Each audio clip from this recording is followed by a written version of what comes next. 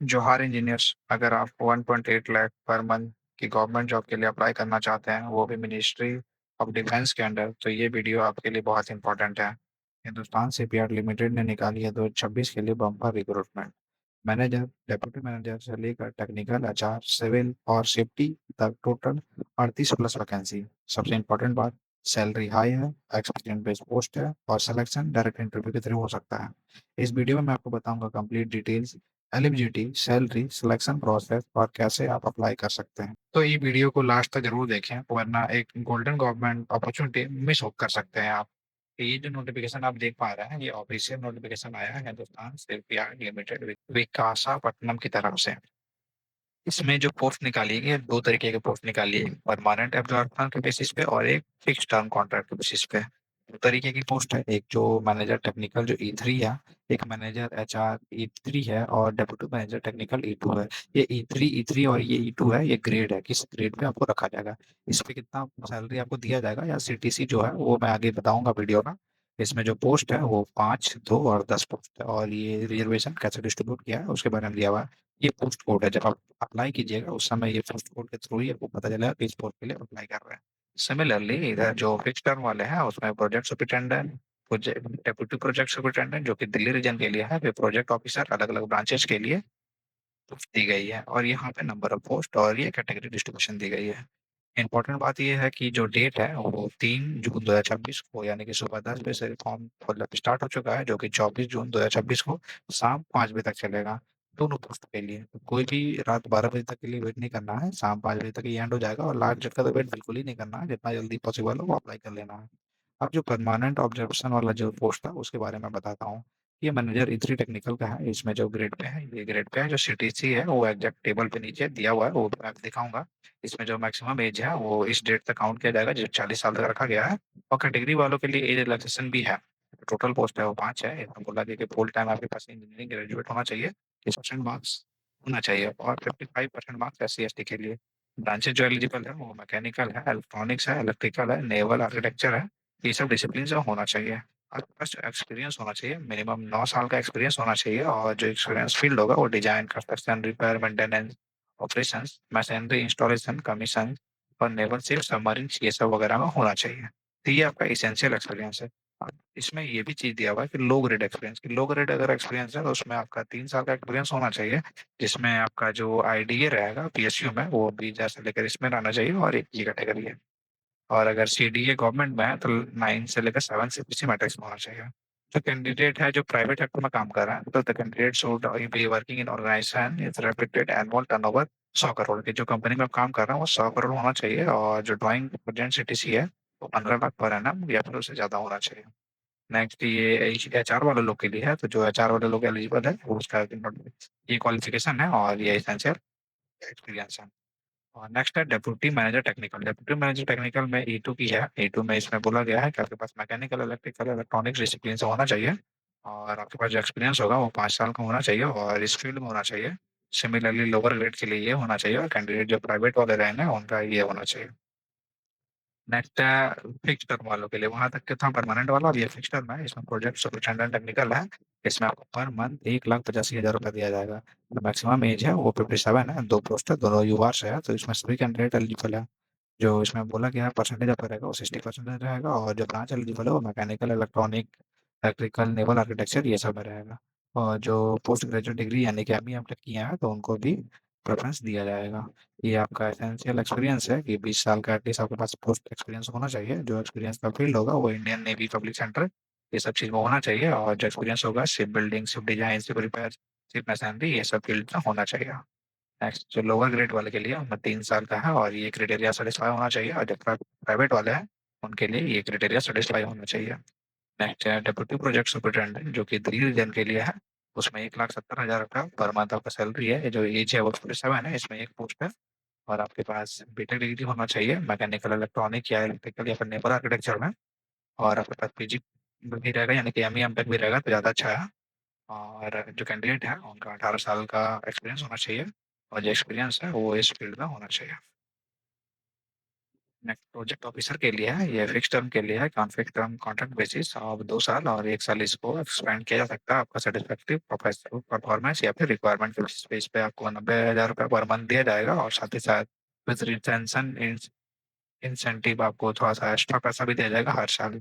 इसमें total 5 post है और आपको इसमें बीटेक डिग्री चाहिए मैकेनिकल, इलेक्ट्रिकल, इलेक्ट्रॉनिक्स, कम्युनिकेशन में और 2 साल का आपका एक्सपीरियंस होना चाहिए इस फील्ड में। तो जिस इस फील्ड में आपका जिसका भी है तो वो लोग एलिजिबल है और डिज़ायरेबल में ये दिया हुआ है कि एक्स सर्विसमैन ऑफ जो नेवी हैं उनको भी यहाँ पे डिज़ायरेबल में रखा हुआ है। नेक्स्ट है डेप्यूटी प्रोजेक्ट ऑफिसर सिविल के लिए। तो 2 साल तक का फिक्स्ड है और 1 प्लस 1 है। 90,000 रुपये पर मंथ है और 40 साल इसका मैक्सिमम एज है और 3 पोस्ट है इसमें। इसमें आपको बोला गया है कि बीटेक डिग्री होना चाहिए आपका सिविल से, 2 साल का एक्सपीरियंस और डिज़ाइन मटेरियल एस्टिमेट आरसीसी जो लोग ये सब फील्ड में आप लोग का एक्सपीरियंस है तो आप इसमें एलिजिबल हैं। और डिज़ायरेबल स्किल में है कि नॉलेज ऑफ ऑटोकैड यानी कि आपको ऑटोकैड सॉफ्टवेयर जो है उसको ऑपरेट करना आना चाहिए यानी कि उसमें आप ड्राइंग वगैरह करने आना चाहिए। नेक्स्ट है डिप्यूटी प्रोजेक्ट ऑफिसर डिज़ाइन के लिए। इसमें भी 90,000 रुपये पर मंथ है, 3 साल का आपका कॉन्ट्रैक्ट है, 2 पोस्ट हैं और आपके पास जो ब्रांच एलिजिबल है mechanical, electrical, civil, naval architecture ये सब में है और आपके पास जो एक्सपीरियंस है वो एटलीस्ट 2 साल का होना चाहिए आफ्टर कंप्लीशन ऑफ इंजीनियरिंग और ये सब सॉफ्टवेयर वगैरह भी आपके पास आना चाहिए और ऑटोकैड भी आना चाहिए। नेक्स्ट है डेप्यूटी प्रोजेक्ट ऑफिसर एचआर के लिए, तो ये एचआर वाले लोग के लिए, एचआर के लिए ये सब एक्सपीरियंस और ये क्वालिफिकेशन होना चाहिए। नेक्स्ट है प्रोजेक्ट ऑफिसर सेफ्टी। सेफ्टी में क्या है कि कोई भी मतलब बीई बीटेक किए हैं तो वो लोग का चलेगा, साथ ही साथ ये भी दिया हुआ है नंबर 2 करके, इसमें और नहीं दिया हुआ है, तो ये भी होना चाहिए, ये भी होना चाहिए कि डिप्लोमा आपके पास कम से कम 1 साल से कम का नहीं होना चाहिए, 1 साल से ज़्यादा का होना चाहिए किसमें? इंडस्ट्रियल सेफ्टी में।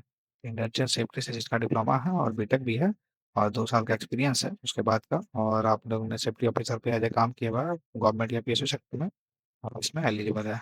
नेक्स्ट है फायर सेफ्टी में। फायर सेफ्टी में भी सेम है सब कुछ कि आपके पास बीई बीटेक होना चाहिए, 1 साल से ज़्यादा का आपके पास डिप्लोमा होना चाहिए किसमें? फायर सेफ्टी में और 2 साल का एक्सपीरियंस होना चाहिए फायर सर्विस डिपार्टमेंट में, आइदर गवर्नमेंट या फिर पीएसयू में।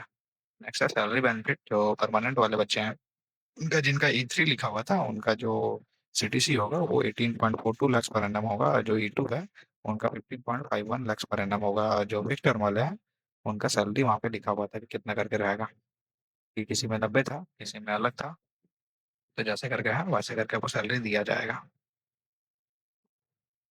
फिर नेक्स्ट ये भी है कि इसमें रिलैक्सेशन है कि जो इंटरनल कैंडिडेट्स है यानी कि जो परमानेंट एम्प्लॉय है, कि इंटरनल कैंडिडेट्स में भी कुछ टेम्पररी है, कुछ परमानेंट है। जो परमानेंट एम्प्लॉय है, ये कैंडिडेट है, उनको रिलैक्सेशन दिया गया है कि मिनिमम आपके पास जो लोग रेट रहेगा उसमें रिलैक्स है कि 1 साल का आपका एक्सपीरियंस को रिलैक्स किया जाएगा, अपर एज लिमिट है उसको 5 साल रिलैक्स किया जाएगा और उनको कोई भी एप्लीकेशन फीस नहीं लगेगा। और जो भी एससी एसटी पीडब्ल्यूडी कैंडिडेट है उनको एज पर जो गवर्नमेंट रूल्स है उसके हिसाब से रिलैक्सेशन दिया जाएगा। अब इसमें ध्यान देने वाली बात ये है कि जो भी बच्चे जो दिखाते हैं रिजर्वेशन के लिए अपना कैटेगरी, तो जो ओबीसी वाले बच्चे हैं उनका जो इशू है वो 1/4/2026 से पहले का होना चाहिए। इसके बाद का अथॉरिटी वाला नहीं चलेगा और जो ईडब्ल्यूएस वाले बच्चे हैं उनका 1/4/2026 के बाद का नहीं चलेगा, नॉट लेटर देन। ठीक है, और जो एस सी एस टी वाले हैं उन लोग को अपना अपना दिखाना पड़ेगा। तो जो एप्लीकेशन फीस है वो 300 रुपये रखा गया है, तो 300 रुपये रखा गया किनको छोड़ के? S C S T P H या फिर इंटरनल जो परमानेंट एम्प्लॉय है उनको छोड़ के बाकी सभी बच्चों को 300 रुपये लगेगा। इसमें लगभग बच्चे आ जाएंगे जनरल, ओबीसी या फिर वुमेन कैंडिडेट। फिर जिसमें सर्विस बॉन्ड एक रखा गया, सर्विस बॉन्ड जो होगा वो आपका 5 साल का होगा, इसमें 5 लाख का सर्विस बॉन्ड आपका रखा हुआ है, तो इससे पहले आप घर छोड़ते हैं तो आपको ये पेनल्टी देना पड़ेगा।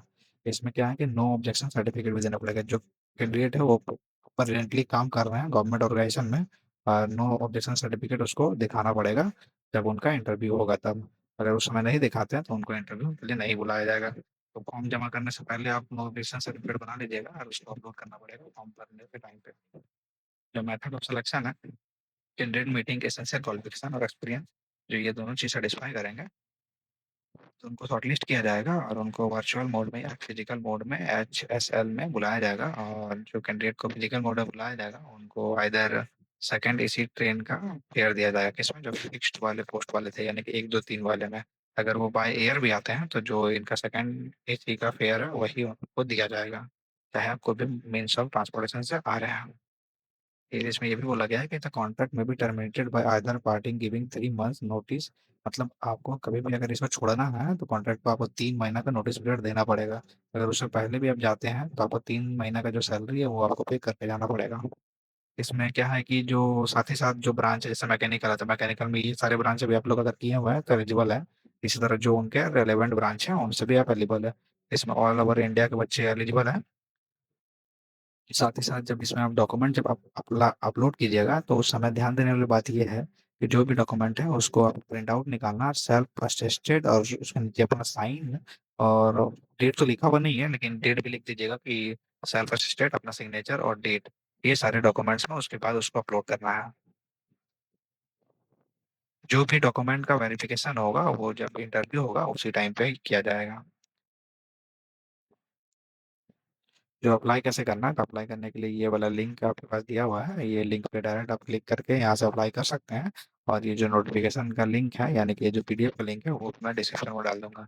कोई भी दिक्कत होगा तो यहाँ पे आप मेल करके पूछ सकते हैं। और जो एक्सपीरियंस जिसको बनाना है वो ये एनेक्जर वाला पेज को डाउनलोड करेंगे, और इस पे एक्सपीरियंस इस फॉर्मेट में आपका बना हुआ होना चाहिए। इस तरह से अप्लाई करना है। किसी को भी कोई दिक्कत होगा इस फॉर्म को फिलअप करने के लिए, आप कमेंट में पूछ सकते हैं, और कौन कौन बच्चे इसमें एलिजिबल है वो कमेंट करके मुझे बता सकते हैं। जय हिंद।